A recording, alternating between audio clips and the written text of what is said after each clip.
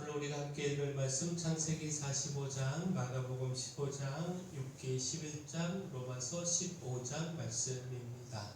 자, 오늘 말씀으로 나눌 주제는 더 중요한 것입니다.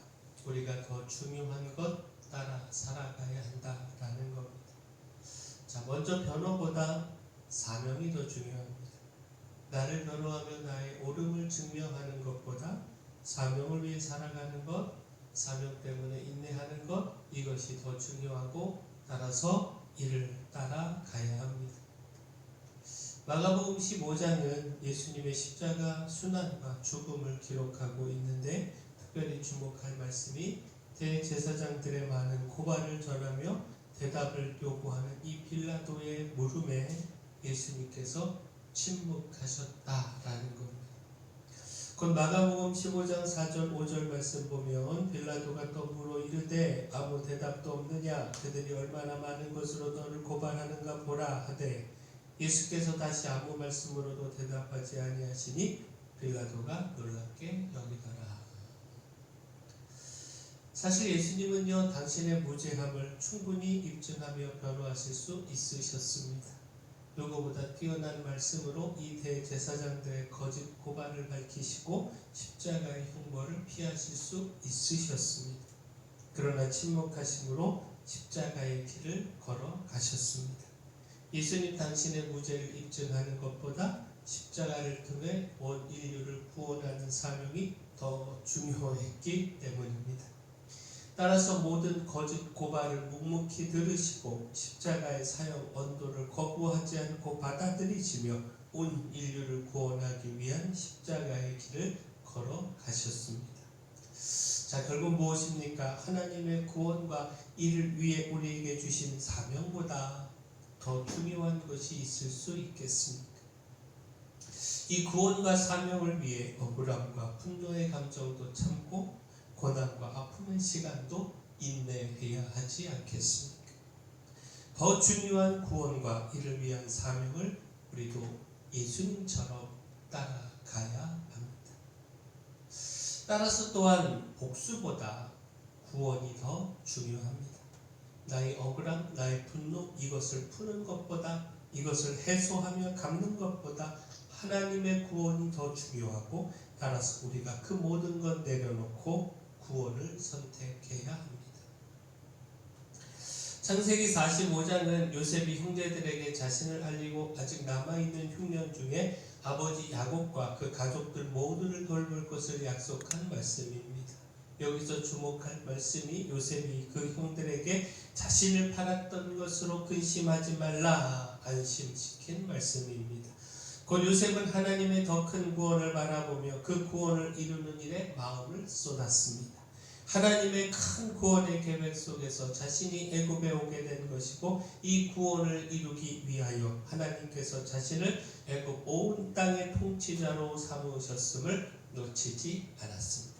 창세기 45장 7절 8절 말씀 보면 하나님이 큰 구원으로 당신들의 생명을 보존하고 당신들의 후손을 세상에 두시려고 나를 당신들보다 먼저 보내셨나니 그런즉 나를 이리로 보낸 이는 당신들이 아니요 하나님이시라. 하나님이 나를 바로에게 아버지로 삼으시고 그 온 집의 주로 삼으시며 애굽 온 땅의 통치자로 삼으셨나이다. 사실 요셉에게 살려달라고 하는 이 부르짐을 외면하고 애굽의 종으로 판 이 형들에 대한 미움과 분노가 조금도 없다, 이렇게만 말할 수는 없을 겁니다. 이제 자신에게는요, 과거 형들의 잘못을 징계하고 자신에게 당한 이 억울함을 복수할 수 있는 충분한 힘이 있습니다. 그러나 요셉은 더 중요한 것 바라봤습니다. 자신의 인생에 있었던 억울함을 보기 이전에 하나님의 큰 구원을 바라보았습니다. 그 모든 일이 하나님께서 자신과 그 가족들을 구원하고자 하신 하나님의 뜻이었다라고 하는 사실을 생각했습니다. 따라서 자신의 모든 분노와 복수의 감정을 하나님의 큰 구원의 사명으로 바꾸고 그 구원을 이루는 길을 선택했습니다. 자, 결국 무엇입니까? 우리가 바라봐야 하는 것도 하나님의 큰 계획과 구원입니다. 당장의 내 감정을 이기지 못하고 감정대로만 살아간다면 하나님의 더 큰 계획과 이 구원은 우리 자신을 통해서 이루어질 수 없습니다. 하나님의 큰 구원의 계획에 쓰임받는 것이 영광이며 축복인데 우리는 그 축복을 놓치게 됩니다. 따라서 당장의 내 감정을 쏟아내는 것보다 하나님의 더 큰 계획, 곧 구원을 바라보아야 합니다. 내 감정을 이기고 하나님의 구원을 선택해 내 감정보다 더 중요한 하나님의 구원을 이루어야 합니다. 하나님의 구원에 쓰임받는 축복의 주인공 되어야 합니다. 바라긴 우리가 더 중요한 사명, 더 중요한 구원, 이거 바라보기를 소원합니다. 우리 자신을 변호하는 것, 우리의 분노를 풀어내는 것, 이것보다 더 중요한 사명과 구원을 바라보아 하나님께 쓰임받는 구원의 주인공 되기를 소원합니다. 또한 비판보다 위로가 더 중요합니다. 욥기 11장은 소발의 첫 번째 말입니다. 그는 욥이 거듭 자신의 결백을 주장하며 의롭다 하는 것에 격분하며 하나님께서 욥에게 내리신 벌이 욥의 죄악보다 가벼운 줄 알아야 한다, 이렇게 주장을 했습니다. 욥기 11장 4절에서 6절까지 말씀 보면 내 말에 의하면 내 돈은 정결하고 나는 주께서 보시기에 깨끗하다 하는구나. 하나님은 말씀을 내시며 너를 향하여 입을 여시고 지혜의 오묘함으로 내게 보이시기를 원하노니 이는 그의 지식이 광대하심이라. 하나님께서 너로 하여금 너의 죄를 잊게 하여 주셨음을 알라. 그 소발도 다른 친구들과 마찬가지로 욥이 당하는 고통의 이유를 죄로 보았습니다. 하나님은 그 뛰어난 지혜로 죄인들을 다하시고 악을 분간하신다 주장을 하고 있는데 이는 결국 욥의 고난이 불의를 보신 하나님의 벌이라고 주장한 것입니다. 따라서 그 하나님을 기억하며 모든 불의에서 돌이키라고 욥을 책망했습니다. 소발도 고통 중에서 신음하고 있는 이 욥을 따뜻함으로 위로하기보다 비판하며 정죄했습니다. 물론 욥의 불평이 옳다고 말할 수 없습니다. 하나님 앞에서 자신의 의로움을 주장하는 것도 어리석은 일입니다. 그러나 지금 욥에게는 비판과 정죄보다 따뜻한 위로와 사랑이 필요했습니다. 욥이 당한 이 고통의 크기를 생각하면 그 죄를 찾고 이것을 비판하기 이전에 먼저 따뜻한 사랑으로 욥을 위로해야 했습니다. 만약 친구들이 그렇게 위로했다면 아마 욥도 다른 태도를 보였을지 모릅니다. 자신의 의를 주장하며 하나님께 불평하기보다 다시 순전함을 지키며 하나님의 은혜를 구했을 수 있습니다. 비판과 정죄만이 능사가 아닙니다. 그것으로 사람을 깨닫게 하고 바꾸자 하는 것은 쉽지 않은 일입니다. 오히려 정죄와 비난이 아닌 사랑이 더 많은 사람들을 변화시킵니다. 따라서 비판하고 비난하는 삶 이전에 먼저 따뜻한 사랑으로 품고 위로하는 삶을 살아가는 우리 모두가 되기를 소원합니다. 자, 마지막 나의 기쁨보다 이웃의 기쁨이 더 중요합니다. 다시 말해 우리 이웃의 기쁨을 위해 기꺼이 내 기쁨을 내려놓을 수 있어야 합니다. 로마서 15장은요 연약한 자를 향한 배려에 대하여 교훈하고 있습니다.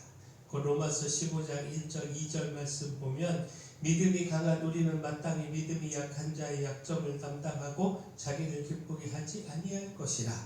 우리 각 사람이 이웃을 기쁘게 하되 선을 이루고 덕을 세우도록 할지니라. 자, 믿음이 강한 사람은 약한 자를 돌보고 배려해야 한다라는 것인데 그 약한 자의 약점이 공격의 대상이 아니라 돌봄과 배려의 대상이 되어야 한다라는 겁니다. 또한 자신의 기쁨이 아니라 이웃의 기쁨을 위해 힘써야 하고 따라서 선을 이루고 덕을 세워야 한다 말씀하고 있습니다. 결국 이 말씀은요 무엇이 더 중요한지 가르쳐주고 있습니다. 곧 우리는 그리스도의 사랑을 받은 신앙인으로서 우리 자신의 유익보다 연약한 이웃을 배려하고 세우는 것을 더 중요하게 여겨야 합니다. 우리의 기쁨보다 우리 이웃의 기쁨을 더 중요하게 여기며 살아가야 합니다. 자, 우리 자신을 변호하며 그 분노를 푸는 것보다 주어진 사명의 길을 걸어가며 하나님의 구원을 생각하는 것이 더 중요합니다. 이웃의 잘못을 비판하기보다 용서하며 위로하는 것이 더 중요하고, 우리 자신의 기쁨보다 이웃의 기쁨을 위해 살아가는 것이 더 중요합니다. 만약에 우리가 더 중요한 것이 무엇인가 바로 깨닫고 이 더 중요한 것 선택하며 따라가기를 소원합니다. 사랑의 주 하나님, 하나님의 구원과 이를 위해 주신 그 사명의 삶을 위해 저희 감정도, 저희를 변호하는 삶도 내려놓기를 소망합니다. 정죄와 비난의 삶이 아니라 이웃을 위한 더 큰 사랑과 위로의 삶을 살아가게 하시고, 믿음이 연약한 자를 배려하고 돌보며 이웃의 기쁨을 위해 살아가는 사랑의 사람이요 큰 믿음의 사람이 되게 하여 주시옵소서. 교회 내 연약한 모든 분들 주님 강력한 손으로 안수하며 치료하여 주시고, 또 하나님 기도합니다. 저희 교회 주신 사명, 이 마을의 빛으로 소금으로서의 사명 잘 감당할 수 있도록 힘을 더하여 주시옵소서. 모든 것 주님께 맡기옵고 예수님 이름으로 기도합니다.